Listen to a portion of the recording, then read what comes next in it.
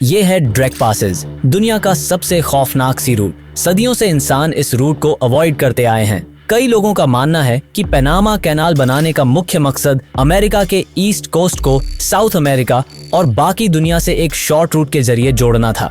ये बात सही है, लेकिन कहानी यहीं खत्म नहीं होती। पनामा कैनाल बनाने की एक और बड़ी वजह थी इस खौफनाक ड्रेक पैसेज को अवॉइड करना। केप हॉर्न और अंटार्कटिका के बीच का ये 620 मील का इलाका वो जगह है जहां पैसिफिक, अटलांटिक और साउदर्न ओशियन एक दूसरे से टकराते हैं। यहाँ लहरें बेकाबू होती हैं और मौसम पल में बदल जाता है।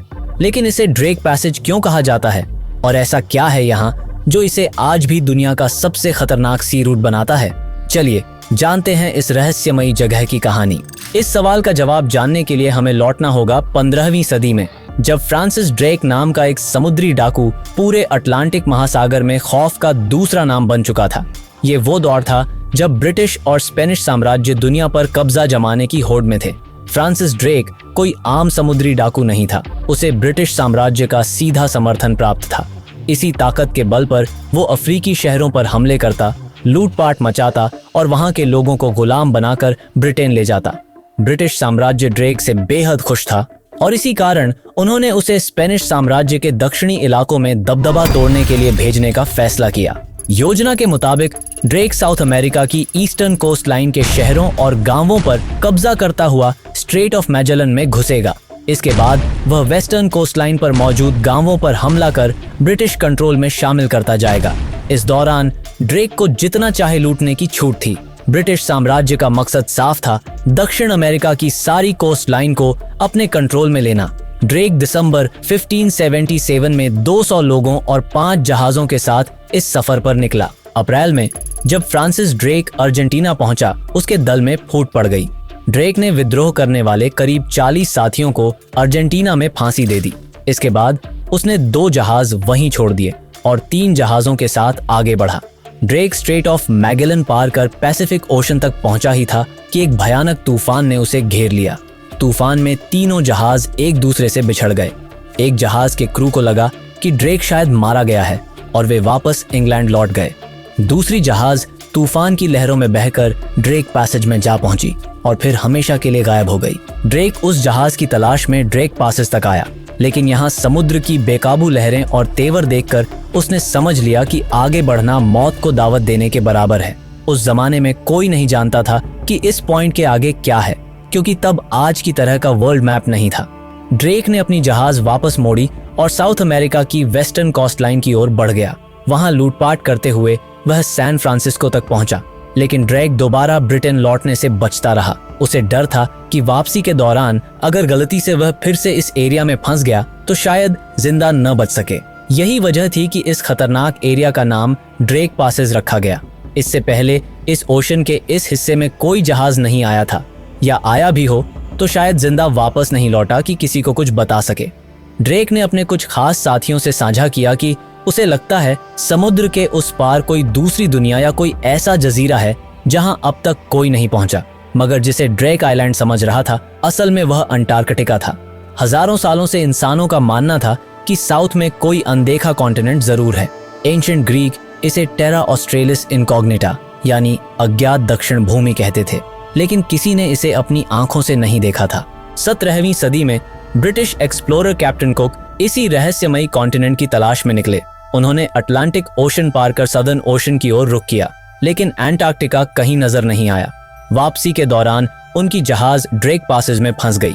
बड़ी मुश्किल से कैप्टन कुक जान बचाकर वहां से निकल सके। इसके बाद कैप्टन कुक ने फिर कभी इस समुद्र की ओर रुख नहीं किया, जबकि यही कैप्टन कुक उस दौर के सबसे महान खोजी माने जाते थे।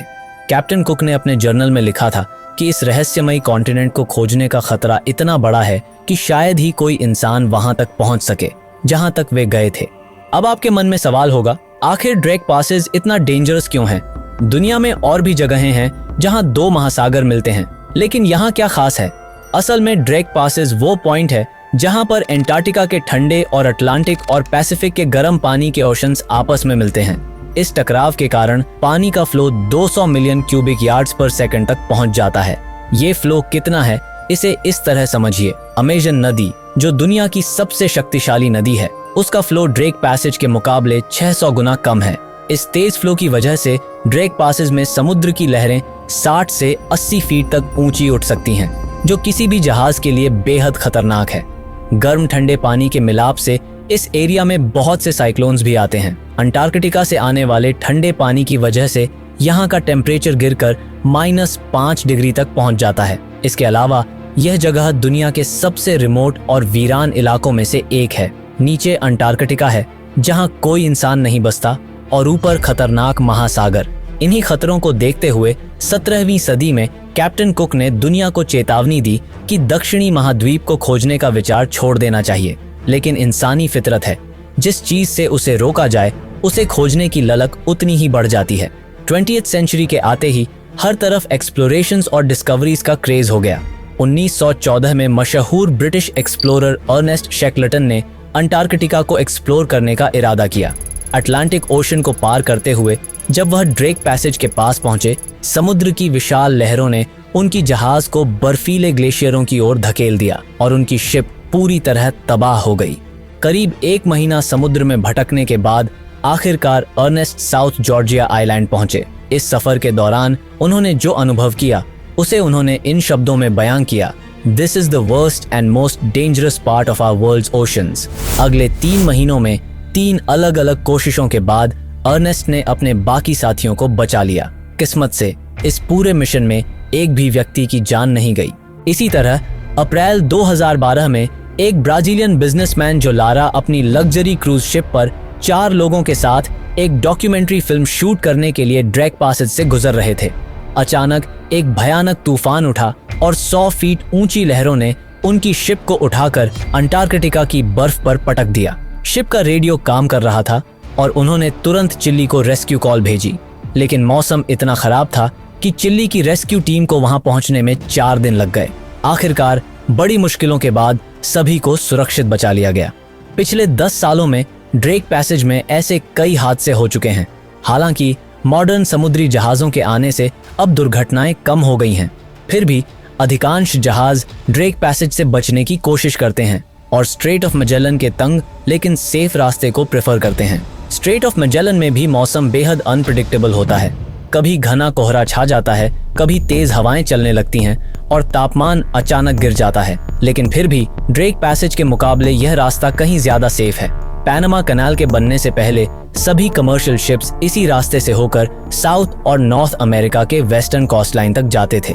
लेकिन पैनामा कनाल बनने के बाद यह एरिया लगभग वीरान हो गया। ड्रेक पैसेज हमारी दुनिया के उन इलाकों में से एक है जहां जाना किसी के लिए भी आसान नहीं, लेकिन यह खतरनाक गैप हमारी दुनिया के स्टेबिलिटी के लिए बेहद जरूरी है। जब अंटार्कटिका की बर्फ पिघलती है तो सारा पानी यहीं से होकर दुनिया के बाकी महासागरों में पहुंचता है। ड्रेक पासेज हमें यह भी याद दिलाता है कि चाहे हमारी टेक्नोलॉजी कितनी भी डेवलप्ड क्यों ना हो जाए, प्रकृति के सामने आज भी हम उतने ही असहाय हैं जितने हजारों साल पहले थे। अगर आपको ये वीडियो अच्छी लगी है तो चैनल को सब्सक्राइब जरूर कर लें। आपके लिए तो शायद ये छोटी सी चीज हो, मगर हमें इससे बहुत मोटिवेशन मिलती है।